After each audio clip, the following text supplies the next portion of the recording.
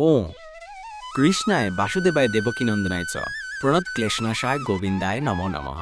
হে কংস, দেবকীর অষ্টম গর্ভের সন্তান তোমার কাল। তোমার করা অপকর্ম খুব শীঘ্রই স্তব্ধ হবে তার হাতে। হঠাৎ এমন একটা আকাশবাণী শুনে রথ থামিয়ে দাঁড়িয়ে গেল কংস। রথে বসে আছেন সদ্য বিবাহিত দম্পতি বসুদেব ও দেবকী। দেবকীর পিতা দেবক ও কংসের পিতা উগ্রসেন ছিলেন আপন দুভাই, তাই দেবকী ছিলেন কংসের প্রিয় খুড়তুতো বোন। কংস এমন দুরাচারী ছিল যে নিজের পিতাকে কারাগারে বন্দি করে নিজে রাজা হয়েছিল, আর চারিদিকে অত্যাচারের ঘনঘটা শুরু করে দিয়েছিল। কংস দুর্দান্ত অত্যাচারী রাজা হলেও বোনকে খুব ভালোবাসত। বসুদেব ছিলেন যদুবংশীয় শূরসেনের পুত্র, যিনি ছিলেন সদাচারী ও এক কথার মানুষ। প্রিয় বোন দেবকীকে বসুদেবের সাথে বিবাহ দিয়ে তাদেরকে নিজের রথ চালিয়ে নিয়ে যাচ্ছিল কংস, কিন্তু নিজের মৃত্যুর আকাশবাণী শুনে সঙ্গে সঙ্গে সেই প্রিয় বোনের প্রতি স্নেহ ভালোবাসা নিমেষে উড়ে গেল। কংস ভাবল যে দেবকীকে যদি প্রাণে মেরে ফেলি তাহলে আর তার সন্তান হবে না, ফলে আর মৃত্যু ভয়ও থাকবে না। এমন ভেবে দেবকীকে মারতে উদ্যত হল কংস। বসুদেব, হে কংস, এমন অপরাধ করো না। ইনি একজন নারী ও এ তোমার আদরের বোন, আর নারী হত্যা করা মহাপাপ। তোমার মৃত্যুর আকাশবাণী আমিও শুনেছি। তোমার ভয় তো দেবকীর সন্তান নিয়ে। আমি কথা দিচ্ছি, দেবকীর সন্তান হওয়া মাত্র তা আমি তোমার হাতে তুলে দেব। বসুদেব ছিলেন সদাচারী, তার কথায় বিশ্বাস হলো কংসের, তাই সে শান্ত হলো। কিন্তু সেই বসুদেব ও দেবকীকে নজরবন্দি করে রাখল। প্রথম কিছুদিন তো বোন ভগ্নিপতিকে নজরবন্দি করে রাখল সে, কিন্তু তারপর যখন দিন এগিয়ে এলো প্রথম গর্ভের সন্তানের জন্মের, তখন একদিন কংসের মন্ত্রী চানুর বলল, আপনি আপনার শত্রুকে এত যত্ন করছেন যে কিনা আপনার কালকে জন্ম দেবে। এমনভাবে বলাতে কংস ভাবতে শুরু করলো, সত্যিই তো, দেবকী তো এখন আমার শত্রু। তখনই কংস দেবকী ও বসুদেবকে কারাগারে শিকলবন্দি করে রাখল। তারপর জন্ম হলো দেবকী ও বসুদেবের প্রথম সন্তানের। বসুদেব কথামতো সেই সদ্যজাত পুত্র সন্তানকে কংসের হাতে তুলে দিলেন। কংস খুশি হলো যে বসুদেব তার কথা রেখেছেন। ছোট্ট শিশুটিকে দেখে কংসের মনে একটু দয়া উৎপন্ন হলো। সে শিশুটিকে নিয়ে গিয়ে যত্ন করে রেখে দিল। কিন্তু তার কুটিল পরামর্শদাতারা তো কুকথা বলতেই সদা তৎপর। তারা বলল, হে মহারাজ, আপনি কি করলেন? শত্রুর সন্তানকে বাঁচিয়ে রাখলেন। ওই শত্রুর সন্তান থেকেই তো আপনার প্রাণ সংশয়। কংস বলল, কিন্তু আমার মৃত্যু ভয় তো দেবকীর অষ্টম গর্ভের সন্তান থেকে, বাকিদের থেকে তো নয়। চাণর বলল, হে মহারাজ, কে জানে কোনটা অষ্টম গর্ভের সন্তান? আপনার এমন দয়া দেখে যদি দেবতারা মায়া করে অষ্টম গর্ভের সন্তানকে আগেই কোনো গর্ভে পাঠিয়ে দেয়, তখন সেই যে আপনার কাল হবে। এমনভাবে বলে বলে কংসের মধ্যের সামান্য দয়া ভাবটুকুকেও নষ্ট করে দিল তারা। কংস ক্রোধে গড়গড় করতে করতে গিয়ে সেই ছোট্ট শিশুকে নৃশংসভাবে মেরে ফেলল। এমনভাবে যখন যখন দেবকীর গর্ভের সন্তান জন্মেছে, তখন তখন কংস সব সদ্যজাত শিশুকে কেড়ে নিয়ে মেরে ফেলেছে। এভাবে দেবকীর 6টি সন্তান মারা গেল। তারপর সপ্তম গর্ভের সন্তানের বেলায় এক অদ্ভুত কাণ্ড ঘটল। কংস যখন বসুদেব ও দেবকীকে বন্দী করেছিল, তখনই বসুদেবের অন্য এক পত্নী রোহিণী রাজমহল ছেড়ে গিয়ে গোকুলে নন্দালয়ে নন্দ ও যশোদার কাছে আশ্রয় নিয়েছিলেন। দেবকীর সপ্তম গর্ভধারণের বেশ কিছুদিন পর এবং সেই সন্তান জন্মের কিছুটা সময় আগে যোগমায়া মায়ায় সেই গর্ভকে রোহিণী মাতার গর্ভে স্থানান্তরিত করেন। রোহিণী মাতা খুব ভয় পেয়ে গেছিলেন যে লোকে কি বলবে, এমনটা কি করে হয়। তখন মহামায়া দর্শন দিয়ে আশ্বস্ত করেন যে ঈশ্বরের ইচ্ছায় এমনটা হয়েছে। এই সন্তান বসুদেব ও দেবকীর, তোমার কোনো ভয় নেই, লোকে কেউ কিছু বলবে না। আসলে দেবকীর সপ্তম গর্ভে এসেছিলেন শেষনাগের অবতার বলরাম। তিনি কংসের হাতে পড়লে কংস তো কিছু করতে পারতই না, উপরন্তু সেই শিশুর ক্রোধের রোষে পড়ে যদি কংসের সময়ের আগেই মৃত্যু হতো, তাহলে আরও নতুন সমস্যা সৃষ্টি হতো। তাই এমন ব্যবস্থা। এদিকে কংসের কাছে খবর গেল দেবকীর সপ্তম গর্ভ নষ্ট হয়েছে। ওদিকে ভাদ্র কৃষ্ণা ষষ্ঠী তিথিতে রোহিণী মাতার গর্ভে বলরাম দাদার জন্ম হল, তাই এই তিথিকে বলরাম জয়ন্তীও বলে। তারপর দিন গেল, মাস গেল। এইবার পালা দেবকী মাতার অষ্টম গর্ভের সন্তানের আবির্ভাবের। সমস্ত দেবতা ও সৃষ্টি যেন এই ক্ষণের অপেক্ষায় দিন গুনছিল, আর এদিকে কংসও প্রমাদ গুনছে তার কালের জন্মের।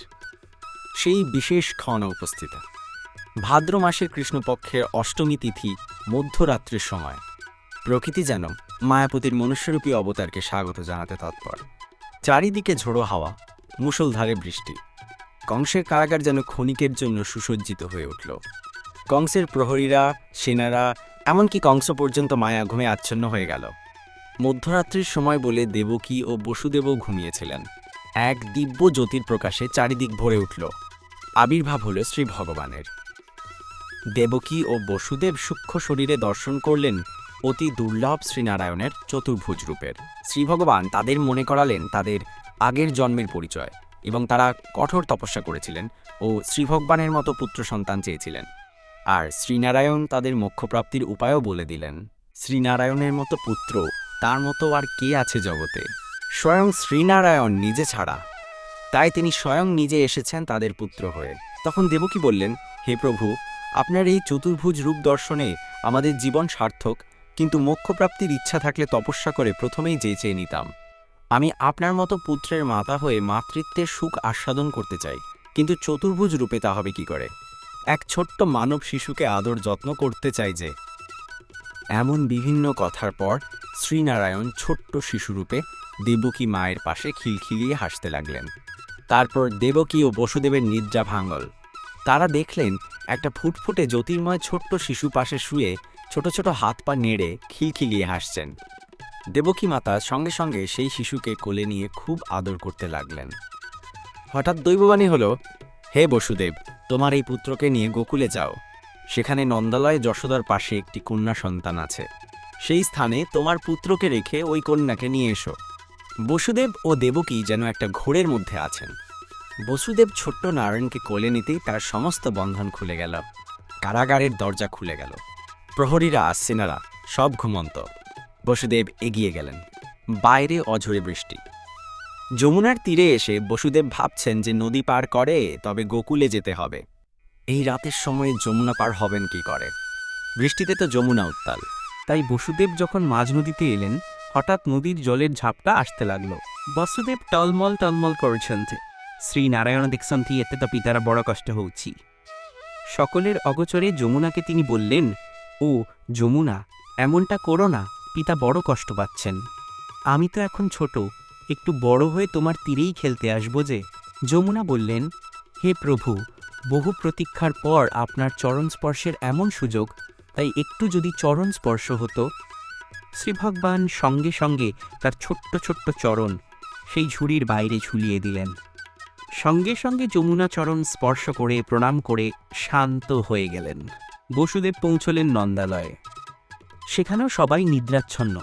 যশোদার পাশে একটি সদ্যজাত কন্যা সন্তান শুয়ে আছে। এখনও কেউ জানে না।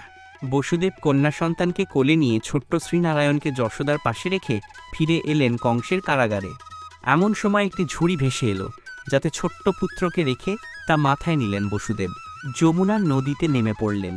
নদী উত্তাল, কিন্তু বসুদেবের গলা অবধি সেই জল তার উপরে নয়। এত বৃষ্টিতে ছোট্ট নারায়ণ কষ্ট পাচ্ছেন দেখে তার ভক্ত শেষনাগ তার একাধিক ফনা নিয়ে এসে তাকে ছায়া দিয়ে নিয়ে যাচ্ছেন। এদিকে যমুনা নদীও প্রভুর চরণ স্পর্শ করতে চান। জল আনতে গিয়ে যশোদা মায়ের ঘরে চোখ পড়ল। রোহিণী মাতা দেখলেন এক ছোট্ট শিশু খিলখিলিয়ে হাসছেন ও হাত পা নেড়ে খেলছেন। আনন্দের সীমা রইল না তার। রোহিণী মাতা দৌড়ে সবাইকে ডাকলেন। সমস্ত গোকুলে আনন্দের রোল উঠল। পরদিন মহা ধুমধামে নন্দোৎসব পালিত হল। নন্দবাবা আনন্দিত মনে দুহাত ভরে সবাইকে উপহার বিতরণ করলেন। আর যারাই ছোট্ট কৃষ্ণকে দেখতে আসেন, তারাই আনন্দের পরম রসে এমন মেতে যান যে কৃষ্ণ ছাড়া সব ভুলে যান। পরেই গর্গাচার্য মুনি এসে নামকরণ সংস্কার করেন। তারপর রোহিণী পুত্রের নাম হয় বলরাম আর যশোদানন্দনের নাম হয় কৃষ্ণ। এই হল শ্রীকৃষ্ণ ও বলরামের জন্মকথা সংক্ষেপে। আর শ্রী ভগবানের কথা যতই বলো তার বিশ্রাম নেই। যাকে বসুদেব নিয়ে গেলেন কারাগারে আর ছোট্ট কৃষ্ণকে রেখে গেলেন যশোদার কাছে। কংসের প্রহরীরা কান্না শুনে কংসকে খবর দিল দেবকীর অষ্টম সন্তান জন্মেছে। কংস এসে ছিনিয়ে নিয়ে গেল সেই কন্যা সন্তানকে।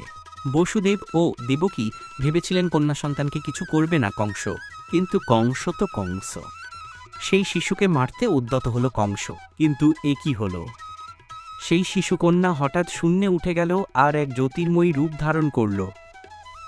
সেই জ্যোতির্ময়ী রূপ মা মহামায়া স্বরূপ ধারণ করল। মা মহামায়া বললেন, হে কংস, তোর অত্যাচারের দিন ঘনিয়ে এসেছে, তোর কাল যথাস্থানে সুরক্ষিত আছেন। কংস ভ্যাবাচ্চাকা খেয়ে গেছে। এ কথা শুনে সে দিক বিদিক শূন্য হয়ে গেল। যাই হোক, ওদিকে কৃষ্ণ তো যশোদা মায়ের পাশে শুয়ে ছোট ছোট হাত পা নেড়ে খিলখিলিয়ে হাসছেন। এই সময় বলরাম দাদা ছোট, রোহিণী মাতার পাশে শুয়ে আছেন তিনি। কিন্তু এদিকে তার প্রিয় ভাই এসে গেছেন, কাউকে তো খবর দিতে হবে। বলরাম দাদা কাঁদতে আরম্ভ করলেন। রোহিণী মাতার ঘুম ভেঙে গেল। তার মনে হলো যেন ছেলে কাঁদছে, জল পিপাসা পেয়েছে বলে। তাই তিনি জল আনতে গেলেন। সঙ্গে সঙ্গে শিকলের বন্ধনে বাঁধা পড়লেন বসুদেব। কারাগার যথাবৎ তথাই হয়ে গেল। প্রহরীদের ঘুম ভাঙল। সেই ছোট্ট শিশুকন্যাও কিন্তু এত সময় চুপ ছিলেন। যেই সব কিছু যথাবৎ হয়ে গেল, অমনি জোরে জোরে কাঁদতে শুরু করলেন। হঠাৎ বসুদেব ও দেবকীর যেন ঘোর কেটে গেল। আসলে যশোদা মা সন্তান প্রাপ্তির জন্য মা মহামায়ার ব্রতপূজা করেছিলেন। তাতে মহামায়া প্রসন্ন হয়ে যশোদা মাকে সন্তান প্রাপ্তির বর প্রদান করেন। তাই কৃষ্ণ জন্মের সাথে সাথে ওদিকে যশোদা মায়ের কাছে মহামায়া কন্যা সন্তান রূপে আবির্ভূত হন।